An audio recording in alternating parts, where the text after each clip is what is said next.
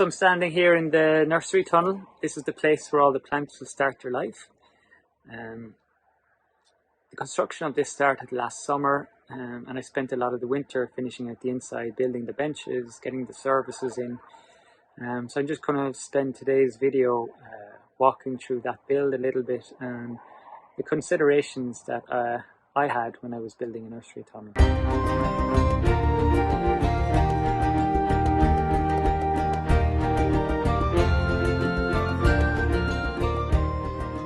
Hi, I'm Connor. Welcome back to Yellow Belly Farm here in East Cork. It's the middle of February, it's a beautiful day, and it's the start of the growing season for a lot of people.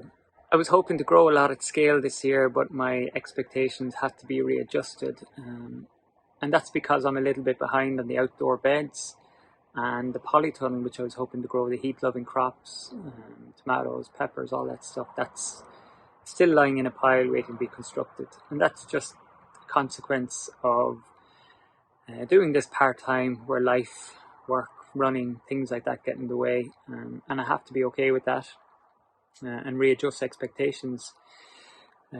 While I did want to start getting experience growing at scale and making mistakes and seeing what works here, I'll do what I can this year, but I'd still rather spend my time building the infrastructure, getting the services and getting the workflows right, so I don't have to come back to these in future.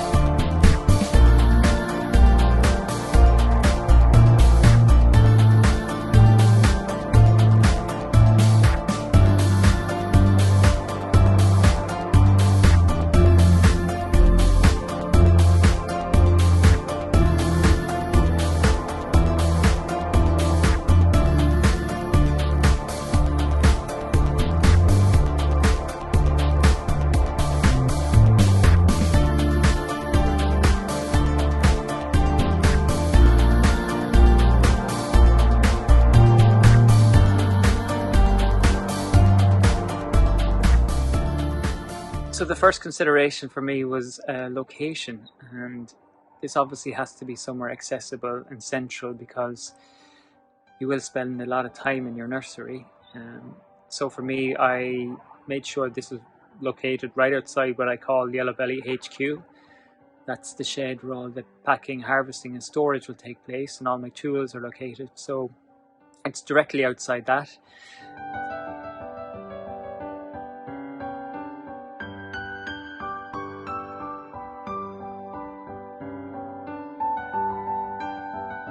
The second consideration for me was light, and placing the tunnel somewhere where it's not going to be shaded, because obviously plants like light and a lot of it. So I'm running the tunnel from east to west. I'm facing south right now where the evening sun is setting, and so far so good, and the plants seem to like it in here, as long as I don't grow any massive trees around it. Another consideration is slope, and it's one I actually didn't give enough thought to, or any thought to, because it was only when I got into the tunnel and started building some of the benches I realised how much of a gradient there was from north to south. And I've ended up having to make some of the legs longer on the benches by propping them up with little offcuts of wood. So it's not a massive deal, it's just a little bit annoying, it's a bit of an eyesore. I can see the slope with my eyes when I walk in. And you know, I think we're not very good at recognising slope. What I thought was a fairly flat piece of land was not flat at all. So, something to think about. Your nursery tunnel size is something I've heard a lot of opinions about, and generally it's that a lot of growers don't have enough propagation space. So I went with a fairly big tunnel. It's 4.6 meters by 8 meters. That's 15 foot by 26 foot. I feel it should do my needs, but come back to me in a few years, I might have a different opinion. I've built quite a lot of shelving where I can for storage. I want to keep everything off the ground. I feel I have a lot of space here, but and should be able to scale up in future. I went with a floor of gravel with a layer of Mypex below it. I don't like the Mypex. I hate the way it frays, but I plan on using it very sparingly around the farm. In this case, it worked pretty well. There's no weeds coming up, bar a bit of grass here and there. Spreading it out was fine. I like walking on it. I think it's better than something like wood chip, which will just break down and you keep having to top it up, and weeds might become an issue. So yeah, gravel is working out well for me so far. And I don't know, maybe there's something nice about walking on gravel making that crunchy sound, but I'm probably just easily amused. Services, so water, electricity, those two were a must for me. Water for obvious reasons. Electricity, maybe some people don't need it, but for me, I planned on having a heated propagation bench. So I got an electrician to install these outdoor sockets at both ends of the tunnel. And this part might be a bit gimmicky, but as you can see, there are some fairy lights installed. They're connected to a socket down the other end. When I hit this remote switch, the lights turn on. You can't really see them, but it's been really handy for during the winter if I wanted to come out in the evenings to do some jobs out here. And it lights up the tunnel really well, so really happy with those. So this is where the water enters the tunnel. It goes under the main shed, comes out, dug a little small trench, brought it up here to a tap. So this is just normal water supply, and this side turns on the watering lance. So this is a nice sturdy tool. This kind of creates a little bit of a rain effect. It's very light on seedlings, and the hose stretches the whole way down the tunnel. This here is called a solenoid. It's basically an electrical valve. The water feeds in here and comes out here. So this wire goes all the way back to an irrigation controller in the shed, and when that receives a command, which I can do through my phone or from the controller, it allows water through or stops water. This pipe going out is basically the water supply to the foggers or the misters. So if we follow the pipe there, it goes all the way up onto the ceiling, splits into three. I'm down at the propagation bench here. I've installed 12 foggers, or misters as they're called, and these create a really fine mist, which is ideal for irrigating seedlings, creates humidity, and also doesn't damage the leaves. So this is the Hunter irrigation controller. This is Wi-Fi enabled, so I can either enable zones through my phone, or I can come in here and, for example, I can select zones here. I'll select nursery, run like 5 minutes. That's running now.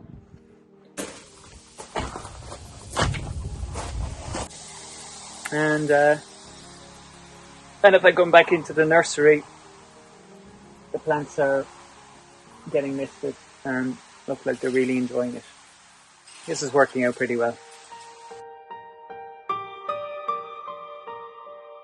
So behind me is the heated propagation bench currently being misted. The idea with this bench is to provide a constant bottom heat to seedlings or cuttings to help them with germination or root growth. So I started building the propagation bench during the winter over many nights. I started with a timber frame 2.4 meters by 1.2 meters. I attached steel legs, and I wanted to use steel legs on all my benches for the reason of avoiding mice climbing up and stealing seedlings. I don't know if that's going to be effective, we'll see. Some people have said they've added Vaseline to the legs. I don't know if that's necessary, or even if it's possible to avoid mice. So after I had the frame built and the legs on, I added a sheet of plywood, and that was perfect because they come in 2.4 by 1.2 meter lengths.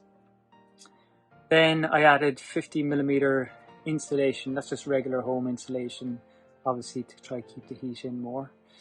Then I lined it with some builder's plastic, just normal heavy gauge builder's plastic. And then it was time to start adding the sand. So I added 2 inches of washed sand. And then it was time to run the soil cable through. So I tried to spread that out evenly as I could. I think the soil cable length was 25 meters, which is plenty for a bed of this size. So once the soil cable was laid, I added another 2 inches of washed sand.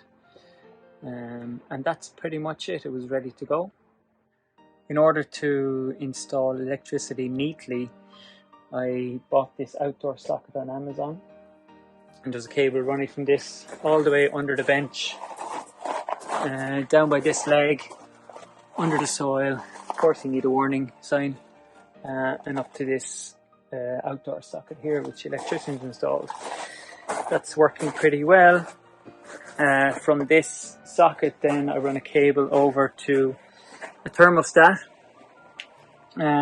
Again, this is a thermostat off Amazon. So there's a sensor running from this thermostat into the sand. When that sensor detects that the temperature has dropped below whatever we've set here, which is set to 20 in my case, it will turn on the soil cable, which is plugged in here. So pretty simple setup. The soil stays at a constant 20 degrees, and plants seem to like it so far. I installed some shelves at the bottom of the bench as well. I figured I might as well make use of this space, and so far it's been a good home for all of my trays, potting trays, modules and my pots. All plants require moisture, light, air and of course the right temperature. So a bench like this in combination with the foggers and misters from above are really the ideal conditions for good germination and propagation.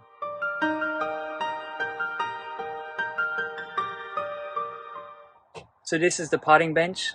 This is the last thing I built, and this is the place where I'll do my sowing, potting, everything to do with plant propagation. I kind of designed this as I went along. I didn't really plan on making these shelves, they just kind of evolved, but it turned out pretty nice. So down here on a sliding drawer are my potting and my seeding mix.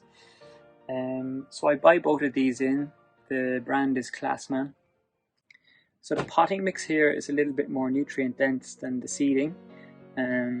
I'll use it for plants at a more advanced stage of growth, so for like potting up into bigger containers or for propagating material, and the seeding mix obviously for seeding. So got a nice little scoop in here, and I just scoop it up, pop it on the bench above and do what I need to do. Drill some holes in the lids to allow them breathe. I've only used it once so far, it's working pretty well.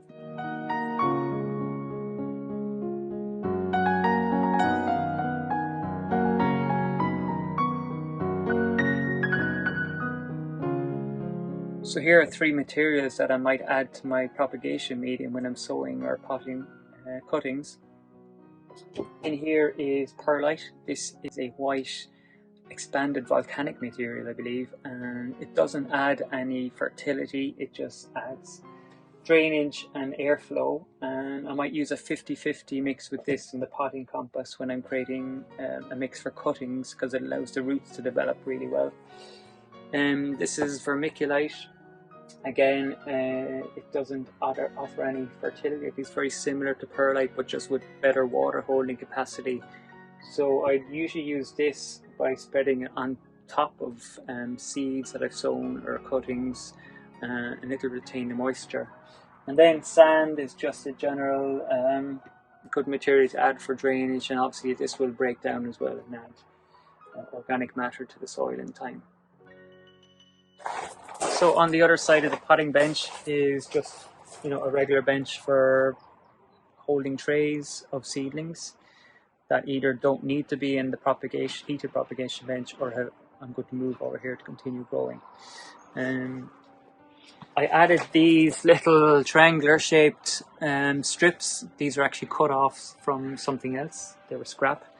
And the reason is, I might show you, when I place a tray of seedlings here, I wanted them just off the ground so they're not, number one, not rotting the wood, and two, so there's a little bit of airflow and that they're not sitting in any wet in case the bench is damp. So it just keeps them off the ground. And I can fit quite a large number of these here. These are the shelves that I've built. They're on both sides of the tunnel, and they run almost the whole way down. So again, that's more space for placing trays or whatever I need over time. These large containers here, this is homemade compost that I actually just took out of the bin recently. I'm not sure what I'm going to do with it, but for now I stuck in some of these cuttings that I got recently, mail order off Gardens for Life. And as you can see, the poplar cuttings and the willow cuttings are actually starting to take off already. So it's a nice place to keep them for now, until I plant them out in the field. Microgreens. These are pea shoots I sowed a few weeks ago from seed that I saved last year. And they're looking great. This is my first time growing a tray of microgreens, and I think they're I think they're nearly ready to cut and start bringing inside to eat. So looking forward to that. This is just another little storage bench that I built from excess wood we had from the house, and it's made a nice 3-tier table for stuff. So it's getting dark, it's getting cold. You can see the fairy lights are starting to take a bit of effect now. So that's the nursery tunnel. I'm pretty happy with it. It's a great space to be in. I quite enjoy being in here and working. I think I have everything I need to start sowing and propagating. And now it's time to get going on building the beds, so we have somewhere to actually put these seedlings someday. So hope you enjoyed that. Next video I'm planning to do is on the headquarters behind me, which is the wash, pack and store area, and what I've done so far. It's far from complete, but there's definitely been a lot of progress. So if you managed to stay awake for that whole video, thanks for watching, and see you soon.